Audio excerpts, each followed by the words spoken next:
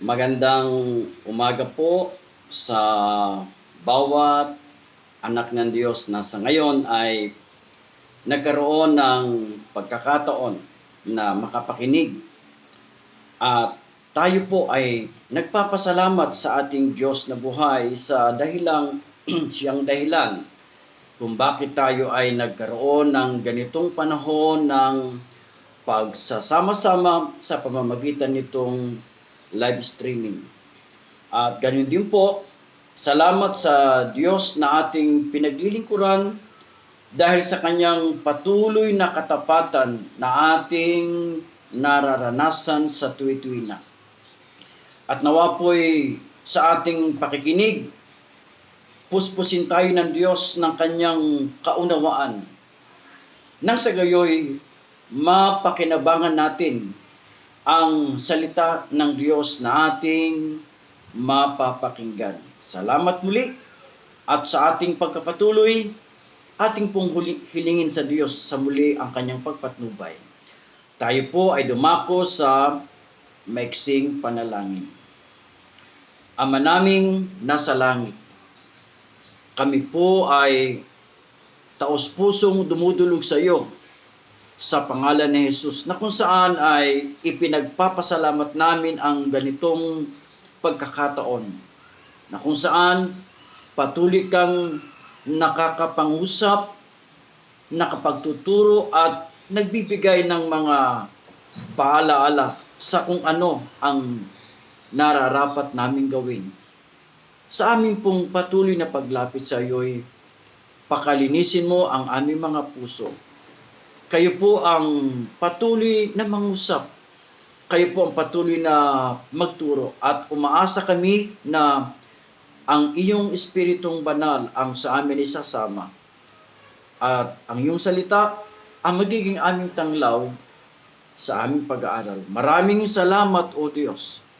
Ito nga po ay aming dalangin lubos na may pananampalataya. Sa pangalan ni Jesus, Amen at Amen. Ngayon po, ang huling pag-aaral natin patungkol sa paksang decision. At ang magiging tema natin sa umagang ito ay ating pinamagatang Biblical Advices to Make Right Decisions. Ulitin ko ang ating tema, Biblical Advices to Make Right Decisions. Ang ating pong pinaka-tekstong bubuksan o babasahin ay nasa aklat po ng Ephesians chapter 5, dito po sa verse 17. Basahin ko muna ito sa Ingles, Ephesians 5:17. Therefore, do not be unwise, but understand what the will of the Lord is. Ganito naman ang sinasabi sa Biblia, ang magandang balita, Biblia. Huwag kayong maging mga hangal o huwag kayong mga hangal.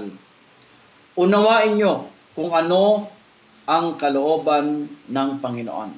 So yung huling bahagi, unawain nyo kung ano ang kalooban ng Panginoon. Ito yung pinaka-sentro ng pagtatalakay. Muli nating ulitin ang ating tema para sa ating pag-aaral. Biblical Advices to Make Right Decisions. Mahalaga ang tamang desisyon upang maiwasan ang hindi tamang pangyayari. Lahat ng mga nangyayari kung minsan ay bunga ng desisyon maging tama o mali. Kaya mahalagang malaman ng Kristiyano ang biblical advices to make right decisions.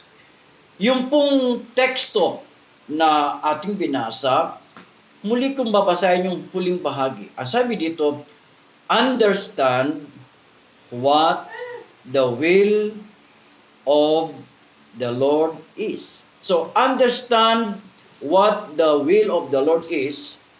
Ito yung susi upang makagawa ng tamang desisyon. Kailangang maunawaan ng tao kung ano talaga yung kalooban ng Diyos. Well, ang sabi sa Proverbs 8:5, ito po'y mahalagang marinig ng bawat isa. Proverbs 8:5, pakinggan po natin ang sinasabi ng banal na kasulatan. O you simple ones, understand prudence, and you fools, be of an understanding heart. So, ang ipinapayo dito ay magkaroon ng understanding heart. At isa pa pong paliwanag ng Biblia sa Proverbs 10:23, ganitong sabi, to do evil is like sport to a fool, but a man of understanding has wisdom. So, pag nagkaroon ng understanding, meron siyang wisdom. At yung wisdom ay application ng knowledge. Kaya, pag merong understanding, meron siyang wisdom para gawin ang tamang desisyon. So, ano pong nais ko sabihin? Mga kapatid, nais ko pong ipahayag na kumpleto ang mga payo na maibibigay mula sa Biblia o kumpleto ang payo na ibinibigay ayon sa salita ng Diyos. At ngayon po, narito ang 3 biblical advices to make right decision. Number 1, from the Word of God. Number 2, from the Word of God's people. And last one, from the Word of God's servants. Ulitin ko, 3 biblical advices to make right decisions. Number 1, from the Word of God. Number 2, from the Word of God's people. And last one, from the Word of God's servants. So, pag-usapan na po natin ang mga advices from the Word of God to help everyone to make right decisions. So, ano-ano ba ang mga advices na sinasabi ng banal na kasulatan? Unang bagay, ayon po sa aklat ng Awit 119 sa talatang 105. Awit 119, talatang 105. Ito sabi ng Biblia, salita mo'y isang tanglaw na sa akin ay patnubay, liwanag na tumatanglaw sa landas kong daraanan. So, ang salita ng Diyos ay tanglaw. Ang salita ng Diyos ay patnubay. Kung magdidesisyon ng tao na pumunta sa bundok sa panahon ng gabi at wala namang buwan, marahil siya ay pwedeng mapahamak, mahulog sa bangin, makaapak ng makamandag na mga ahas o mga hayop, maipit sa mga lugar-lugar. So, kailangan ang patnubay ng salita ng Diyos. Kailangan ang liwanag. Kaya walang pumunta sa madilim na lugar, lalo't malayong lakarin, kung wala siyang dalang ilaw. Maraming gagawing desisyon. Pwedeng siya'y dumiretso ng lakad, pwedeng pumunta sa kanan, o pwedeng pumunta sa kaliwa. Hindi niya magagawa ang tama kung wala siyang ilaw. Ganon din po. Kung magdidesisyon ang tao, kailangan niya ng liwanag. Kaya, kailangan ng tao na bago siya magdesisyon, ang isip niya muna ay puno ng liwanag ng salita ng Diyos. Ano pong sabi sa aklat ng awit 119 verse 130 patungkol sa liwanag? Ito po sabi ng Biblia. Ang liwanag ng turo mo'y nagsisilbing isang tanglaw. Nagbibigay dunong ito sa wala pang karanasan. So, napakaliwanag ang sabi ng awit 119 verse 130 na ang liwanag ng salita ng Diyos nagsisilbing tanglaw. Actually, ang pagkakasabi sa English ay may dagdag na kapaliwanagan. Ang sabi dito, the entrance of your words gives light. It gives understanding to the simple. So, yung palang salita ng Diyos ay nagbibigay ng kaunawaan. Kanina pinag-uusapan ayon sa Ephesians 5:17, kailangan ng tao ng kaunawaan upang malaman niya ang tama at mali. At ito na po, ang sabi sa Psalm 130 o 119 verse 130, yung second part, it gives understanding. Kaya po, makabubuting bago magdesisyon ng tao, punuin niya ang isip niya ng salita ng Diyos. Sapagkat mula sa salita ng Diyos, tanglaw o liwanag ang kanyang mapapakinabangan. Ano pa po? Sa aklat po ng awit, ganun pa rin, 119 verse 104, ito ang sabi ng talata.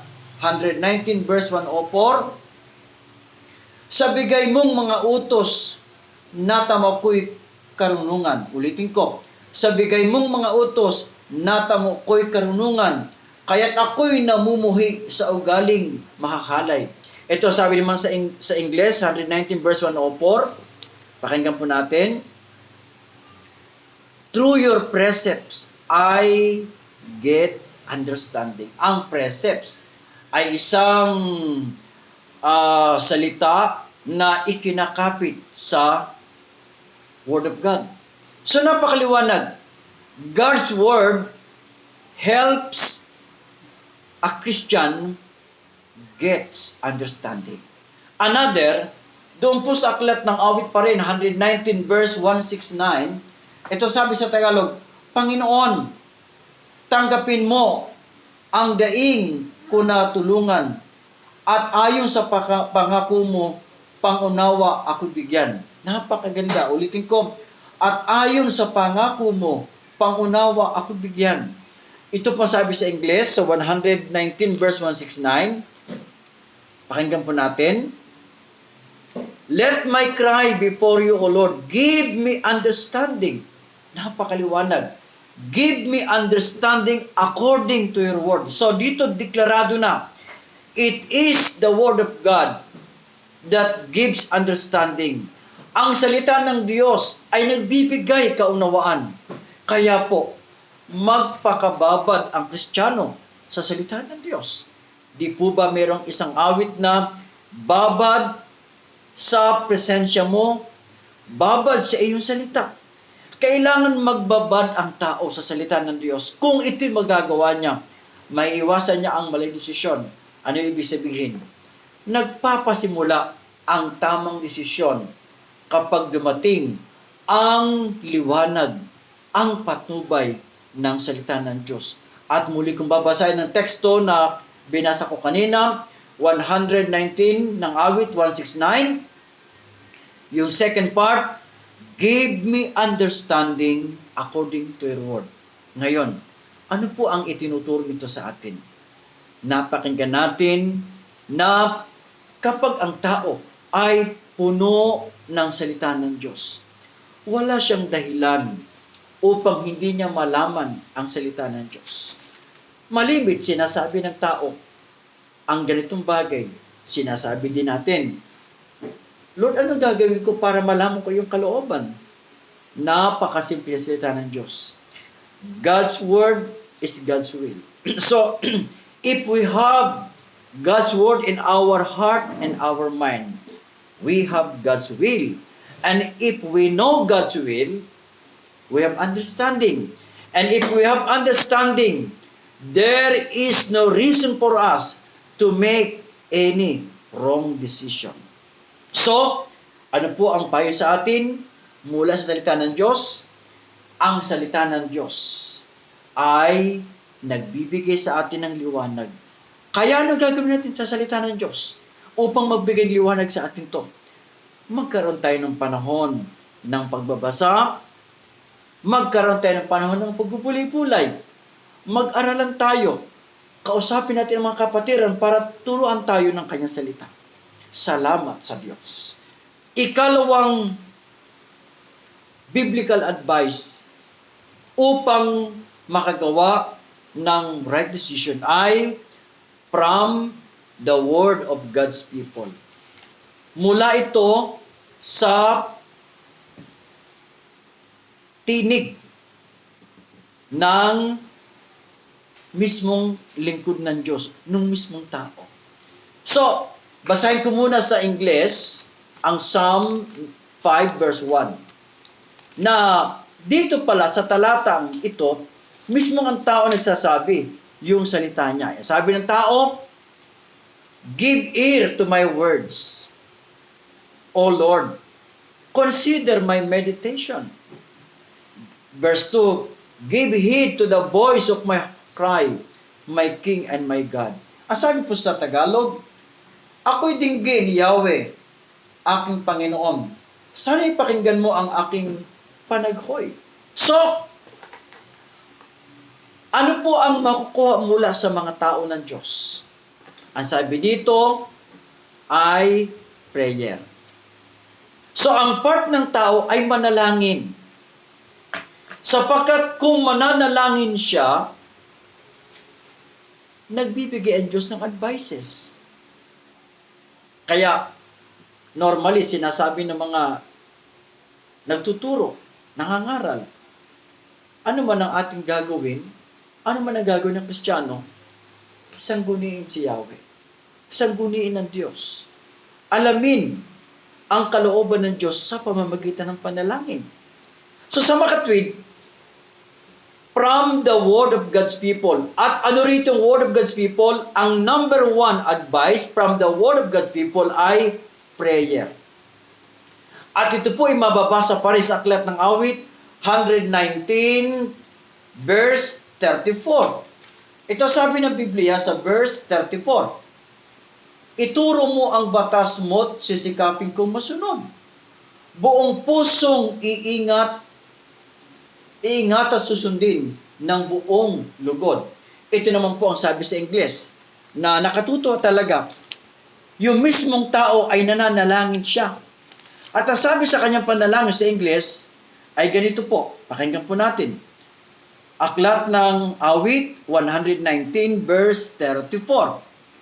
"Give me understanding." So prayer ito.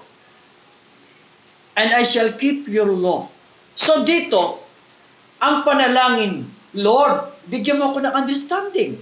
So sa makatwid, mula sa word of God's people, ang word niya rito ay by means of prayer. Yun ang kanyang word, by means of prayer. Ano pa po? Sa talatang 73, Psalm 190:73, ang sabi sa second part ng awit ng talatang ito, Psalm 190:73, "Give me understanding that I may learn your commandments." Ulitin ko, "Give me understanding that I may learn your commandments." Ang sabi sa Tagalog sa second part, "Bigyan ako ng unawa upang batas mo'y malaman." Napakaganda. Again, prayer na naman to, na ang panalangin ng sumulat ng aklat ng awit ay, "Panginoon, bigyan mo ako ng kaunawaan upang matutunan ko ang iyong kautusan." Ano pa po? Ang sabi sa verse 125, Psalm 119 verse 125 ay ganito, "I am your servant. Dito, lingkod nito. Give me understanding that I may know your testimonies. Ito naman ay para sa mga lingkod.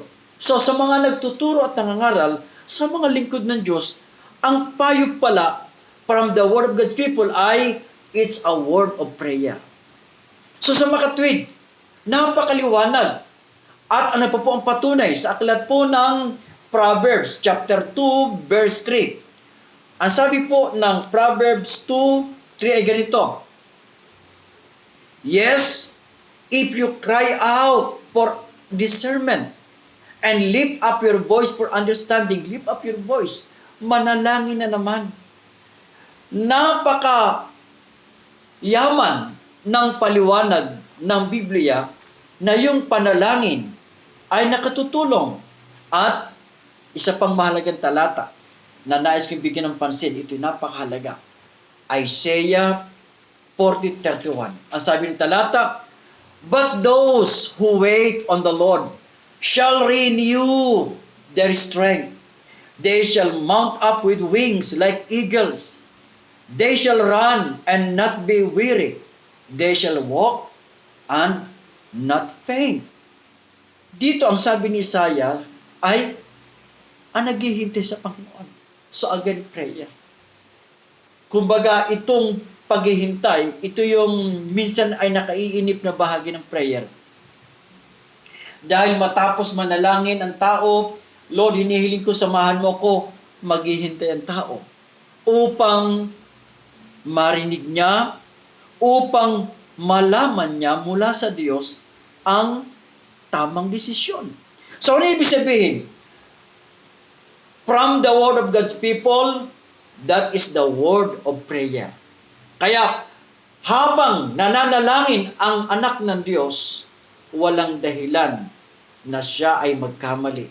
At muli, babasahin ko ang ating talata, Isaiah 40:31, but those who wait on the Lord shall renew their strength. Mga kapatid, ano po ang itinuturo nito sa ating lahat? Marami tayong ginagawang desisyon at natutuwa ang Diyos sa atin. Bakit? Sapagkat normal na sa atin na kapag may gagawing desisyon, ang ating laging sabi, Lord, anong gagawin ko? Alam po ba nyo, natutuwa ang Diyos sa atin dahil pag nananalangin tayo, lagi natin sinasabi, Panginoon, let your traveling mercy be upon me. Pagka may pupuntahan, Lord, pupunta ako sa palengke, samahan mo ko, anong gagawin ko? Panginoon, makikipag-usap ako, give me right words to say. Alam po ba natin, natutuwa ang Diyos sa kanyang mga anak. Sapagkat normally pala, pag nananalangin tayo, humihingi tayo ng desisyon, ng tamang desisyon mula sa Diyos. Nawa po, yung ating panalangin, huwag nating itigil yan.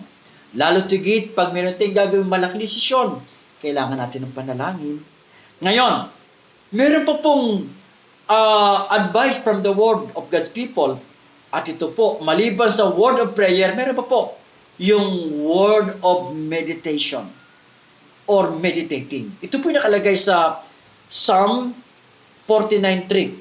Babasa lang ko ng ilang talata para po sa dagdag na paliwanag. Psalm 49:3. Ito sabi ng talata, 49:3 ng Psalm. Pakinggan po natin. My mouth shall speak wisdom, and the meditation of my heart shall give understanding. Ano po ito? Ulitin ko. The meditation of my heart shall give understanding. Wow, hallelujah. Kapag nagbulay-bulay na ang bawat isa, nagbibigay ito ng kaunawaan sa Kanya. Kaya po, advices from the word of God's people, the word of prayer, and the word of meditation. Pangatlo, at ito yung ating huling pag-uusapan, from the words of God's servants. Pag sinabing God's servants, sino mang padala ng Diyos upang kausapin ng tao. Kanina, ang advice from God's Word. Pangalawang advice from God's people themselves. Yung word of prayer and word of meditation ngayon naman. Kung kulang ang alam sa salita ng Diyos, kung hindi niya check ang kanyang panalangin, meron po pong pangatlo, mula sa mga lingkod ng Diyos. Kaya normally, ang mga Kristiyano, lalo't baguhan, hindi niya gaanong alam pa ang sinasabi ng salita ng Panginoon. Minsan ang kanyang panalangin, hindi niya check kung ito ay tama ang kanyang desisyon. Kaya mayroong pangatlo, magtatanong sa mga servants of God. Well, pag sinabing servants of God, hindi ito tumutukoy sa mga pastor lamang. Hindi ito tumutukoy sa mga nangangaral at nagtuturo. Pag sinabing God's servants, mga ipinadala ng Diyos upang kausapin ang mga tao.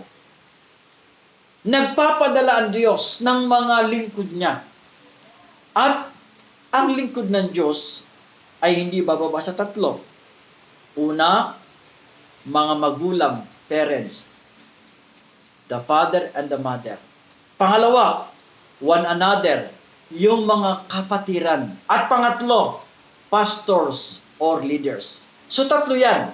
The parents, one another or fellow believers, and last one, the pastors or leaders. Ngayon, pag-usapan natin kung ano yung words of God's servants. Ano yung advices mula sa God's servants. At unahin po natin yung parents, yung mga magulang. Ang sabi po sa aklat ng Proverbs 5, verse 1 and 2. Dito nagsasalita ay ang ama. Ang sabi ng ama, my son, pay attention to my wisdom. Lend your ear to my understanding. Sabi po sa Tagalog, aking anak, salita ko'y pakinggan mong mabuti. Pakinig mo ay ikiling sa aking sinasabi. Pero sa English, magandang pagkakasabi, lend me your ear o lend your ear to my understanding. So, yung understanding ay pakikinabangan din pala ito. Magkakaroon ng understanding ang mga anak kung kanilang pinakikinggan ang kanilang mga magulang. Ano pong pakinabang kung sila makikinig? Ang sabi po sa verse 2 ng pakinabang, sa gayoy, magagawa mo ang mabuting pagpapasya. Hallelujah. Masyadong napakaliwanag. Napakaliwanag. Ulitin ko po, ano? Resulta, pag nakinig sa payo ng magulang, sa gayoy magagawa mo ang mabuting pagpapasya. Kaya yung mga anak, huwag makakalimot lumapit sa mga nanay at tatay, lolo at lola, lumapit po doon. Dahil alam ng mga anak, may mga bagay silang hindi pa alam. Kaya, lumapit po sa mga magulang. Ano po ang payo? Ayon po sa Proverbs 4:1, ito po sabi sa Tagalog, dinggin nyo, mga anak, ang turo ng inyong ama. Sa inyo ang unawa kung laging diringgin siya. Wow, hallelujah. Sa inyo ang unawa kung laging diringgin. So, nagkakaroon ng understanding pagkaunawa ang mga anak kung ang utos ng kanilang ama at ina ay pakikinggan. So, isa pa pong talata sa Proverbs 5:7. Ang sabi sa 5:7, kaya nga aking anak, sa akin ay makinig, huwag lilimutin salita ng aking bibig. Wow, purihin ng Panginoon. Nakatutuwa sa mga magulang na nagmamahal sa kanilang mga anak. Huwag magsawa sa kapapayo hanggang sa sila ay matuto. Minsan hindi nakikinig ang mga anak, pero huwag magsawa ang mga magulang. Sapagkat hanggang hindi pa nagiging magulang ang mga anak, ibigay sa mga anak ang dapat nilang matutunan. Actually, pinapatunayan sa aklat ng Proverbs 22 verse 6. Train up a child in the way he should go, and when he is old, he will not depart from it. So, ibig sabihin, kapag nagtuturo ang mga magulang sa anak, normally, ang kanilang pagkatuto, ang sabi dito, ang iba ay matanda na. Minsan, bago matuto, kung siya ay nasa edad 30 na, 40 na, 50 na, ang mahalaga, matututo sila. Malalaman nila kung ano ang tama na dapat nilang gawin. So, ano po ang paliwanag dito? Sa aklat ng Proverbs 4, verse 10, ang sabi sa Tagalog, sabi po, payo ng mga magulang, makinig ka, aking anak, payo ko ay tanggapin, lalawig ang iyong buhay, daming taon ang bibilangin. So dito, ano pinapakita? Yung mga anak na nakikinig sa payo, humahabang buhay. Sa Pilipinas, mayroong kantang Tagalog na Anak ni Freddy Aguilar.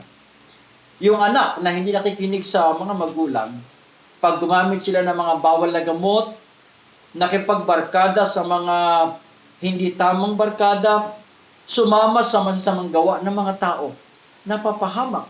Kaya yung kantang Anak ni Freddy Aguilar ay masyadong napakaganda ng dating, napakaganda ng mensahe sa mga Pilipino, sa mga anak ng Diyos.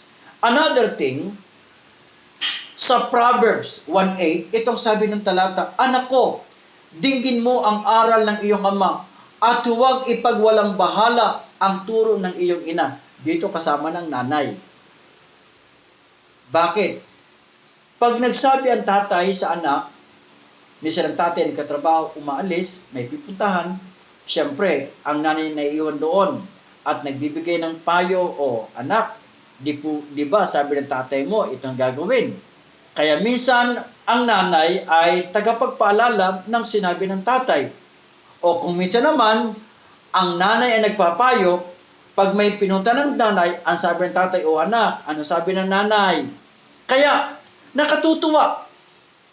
Kailangang matutunan ng mga anak na sila'y makinig sa kanilang mga ina at ama. Isa pa pong talata sa Proverbs 3, 1 and 2. Anak ko, ang aral ko ay huwag mong lilimutin. Lahat ng aking utos sa isipan mo'y itanim, upang araw mo'y tumagal, humaba ang iyong buhay, at maging masagana sa lahat ng kailangan. May dagdag na, hindi lang hahabang buhay, sasagana pa. Di po ba, sabi ng mga magulang, anak, mag-aral ka para gumanda ang iyong kinabukasan. Anak, gawin mo ito. O anak, nakapag-aral ka na, magtrabaho ka naman para magkaroon ka ng kita mo, magkaroon ka sarili mong pera, makatulong ka sa pangailangan.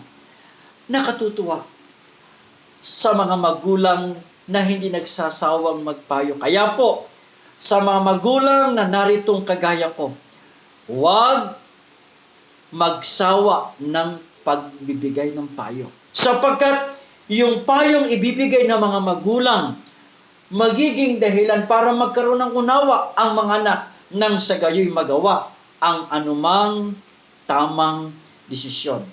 Ano pa po?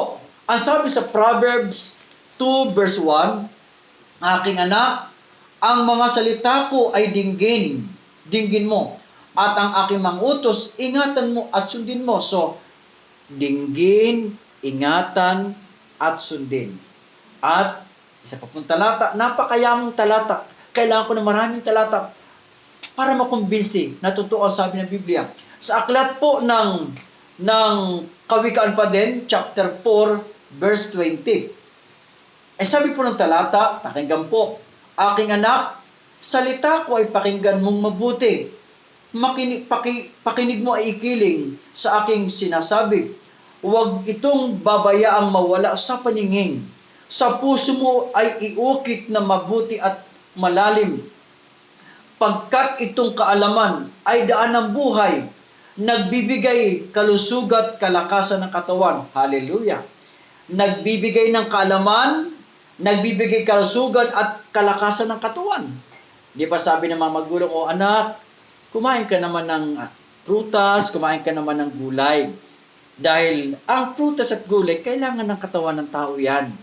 Ngayon, bihira na lang ata sa mga anak ang kumakain ng gulay dahil mas masarap minsan yung mga fast food.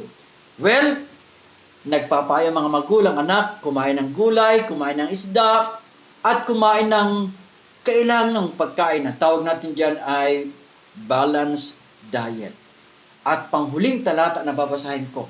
Sa aklat po ng Proverbs 7:1 and 2, ang sabi ng talata, aking anak, salita ko sana ay ingatan, itanim sa isip at huwag kalimutan, ang utos ko ay sundin mo upang mabuhay ng matagal. Turo ko'y pahalagahan, parang mahal mong pananaw. So, ano ibig sabihin? Ang unang advice from God's servant ay mula sa mga magulang. Ikalawang payo, mula sa mga kapatiran, one another. Babasahin ko po sa aklat ng Colossians 3:16. Sabi ng talata, 3:16 ng Colossians, let the word of Christ dwell in you richly in all wisdom, teaching and admonishing one another. Wow! Teaching and admonishing one another. Ano sabi po sa Tagalog? Ang sabi sa Tagalog, ang mga salita ni Kristo ay itanim ninyong mabuti sa inyong isip, magpaalalahanan at magturuan ng buong kaalaman. So, sa English, teaching and admonishing or admonishing one another. So, ibig sabihin, yung mga kapatiran ay nagbibigay ng turo, nagbibigay ng paalala, at huli, na talatang babasahin ko dito sa one another, sa aklat ng Hebreo 10:25. Ang sabi dito, not forsaking the assembling of ourselves together, as is the manner of some, but exhorting one another, exhortation. Pagbibigay ng patuloy na hamon, payo o paalala. At sa pantalata, doon din po sa Hebrews chapter 3, verse 13. Ang sabi ng 3:13, but exhort one another daily. So dito, ang magkakapatiran ay ang sabi dito, magpapaalahanan, magbigay payo ng araw-araw. So ano ibig sabihin? Ang mga kapatiran, minsan may mga magulang na hindi naman Kristiyano. Hindi ibig sabihin, kapag hindi Kristiyano magulang, hindi tamang payo. Marami din silang tamang payo. Dahil meron silang tinatawag na natutunan din sa marami. Ngayon, kung inaakala ng Kristiyano na medyo kulang ang kanyang nakuhang payo sa kanyang mga magulang at dagdag pa ang kailangan niya, pumunta sa mga kapatiran. Kaya, ang mga kapatiran ay makatutulong pagbibigay ng turo, payo at paalala. At panghuling God's servant, mga pastors and leaders. Ano-ano po ang payo ng mga pastors and leaders? Number 1, itong payo ni ni Pablo sa kanyang tinuturuan o sa kanyang minementor na si Timothy. Sa 2 Timothy chapter 2 verse 7, ang sabi ni Paul, consider what I say, and may the Lord give you understanding. Napakaliwanag. Sinabi ni Pablo, isip-isipin mo yung sinabi ko sa iyo at bibigyan ka ng Panginoon ng kaunawaan. Ito ang sabi po sa Tagalog, 2 Timothy 2:7, dilihin mong mabuti ang sinasabi ko sa iyo at ipauunawa sa iyo ng Diyos ang lahat ng ito. Kaya itong si Timoteo ay masunurin sa nagpapayong si Pablo. Kaya tagumpay ang natanggap ni Timoteo sapagkat siya sumusunod kay Pablo. So, ito'y tumutukoy sa mga may ministry. Ang lahat ng may ministry, kailangan din ng minister na sa kanya ay nagpapayo. Ang bawat leader, dapat meron siyang leader na nagpapayo sa kanya. Kung paano ang bawat membro may nagpapayong leader, ang bawat leader may nagpapayong pastor, at ang bawat pastor may nagpapayong mentor. Kaya nga, each one is cared by someone. Ang bawat isa ay inaalagaan, pinapayuhan ng bawat isa. So, ang payo ni Pablo ay maliwanag kay Timoteo. Dito si Timoteo, leader, dili-dilihin mo ang aking sinasabi sa iyo. Ngayon naman, ano naman ang payo ng pastor, ng leader sa mga miyembro?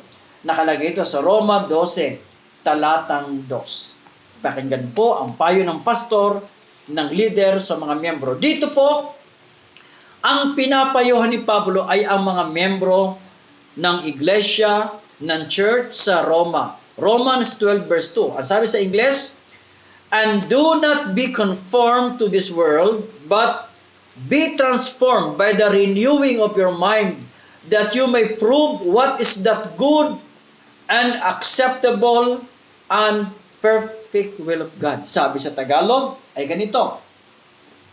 Sabi ni Pablo sa mga taga Roma, huwag kayong umayon sa takbo ng mundong ito.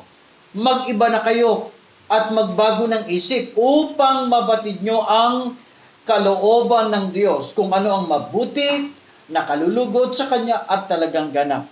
Ano ang payo ni Pablo sa kanila? Simple lamang. Ang kanilang isip ay baguhin.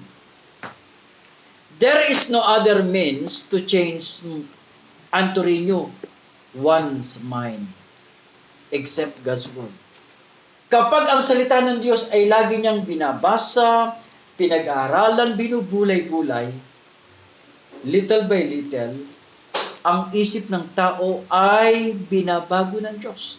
At kapag nabago na ang kanyang isip, malalaman na niya kung ano ang kalooban ng Diyos.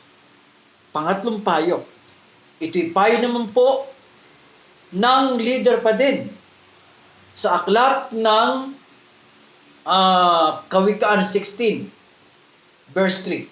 Ang sabi po sa 16 verse 3, payo ito ng mga leader, "Commit your works to the Lord and your thoughts will be established." Ang sabi sa Tagalog, itiwala mo kay Yahweh ang iyong mga gagawin at magtatagumpay ka sa lahat mong layunin. Ano bang tinuturo dito? Kilalanin ng tao. Ipagkatiwala ng tao sa Diyos ang lahat ng gagawin niya.